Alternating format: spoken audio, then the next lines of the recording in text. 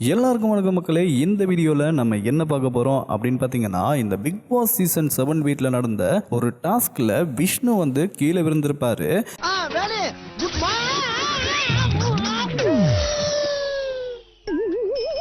இப்படி இவர் விழுந்ததுக்கு அப்புறமா நீதான் என்ன தள்ளி விட்டன்னு தேஞ்சு போன டேப் ரெக்கார்டர் மாதிரி சொன்னதையே சொல்லி சொல்லி அந்த அப்பாவி அக்ஷயா கூட சண்டை போட்டிருப்பாரு.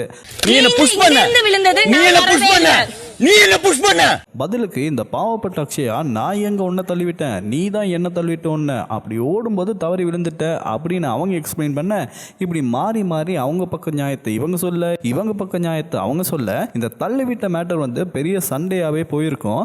ஆனா உண்மையாவே அங்க என்ன நடந்துச்சு அப்படின்னு பாத்தீங்கன்னா, இந்த விஷ்ணு இருக்கார்ல, இவர் தான் ஆரம்பத்தில் அக்ஷயாவை அப்படியே லைட்டா தள்ளி விட்டுட்டு ஓடுவாரு. அப்போ அந்த தள்ளின ஃபோர்ஸுக்கு அக்ஷயா கொஞ்சம் சைட் ஆகிட்டு திரும்பி வருவாங்க. அதுக்குள்ள இந்த விஷ்ணு வந்து விழுந்தே முடிச்சிருப்பாரு. அதுக்கப்புறம் எப்படிங்க அக்ஷயா அவரை தள்ளி விட்டுருக்க முடியும்? ஒருவேளை ஐஷு தள்ளி இருக்கலாம், இல்லைன்னா அக்ஷயாவை தள்ளி விட்ட ஃபோர்ஸில் இவர் வந்து நிலை தடுமாறி கீழே விழுந்திருக்கலாம் அப்படின்னு தான் நான் நினைக்கிறேன்.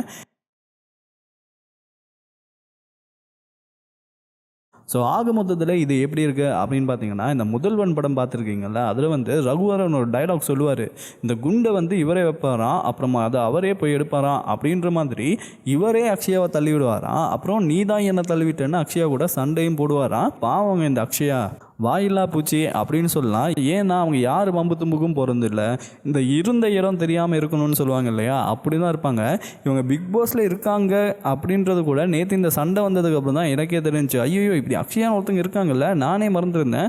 ஸோ விஷ்ணுவுக்கு அதுக்காக நான் நன்றி தான் சொல்லணும். அதாவது இந்த மறைஞ்சிருந்த அக்ஷயா வந்து நேற்று வெளில கொண்டு வந்தார் பார்த்தீங்கன்னா அந்த சண்டை மூலமாக, அதுக்காக விஷ்ணுவுக்கு ஒரு பெரிய நன்றி. அதே மாதிரி நீங்கள் இதை பற்றி என்ன நினைக்கிறீங்க அப்படின்றத மறக்காமல் கமெண்ட் பாக்ஸில் சொல்லிட்டு நம்ம சேனலை சப்ஸ்கிரைப் பண்ணி இருங்க.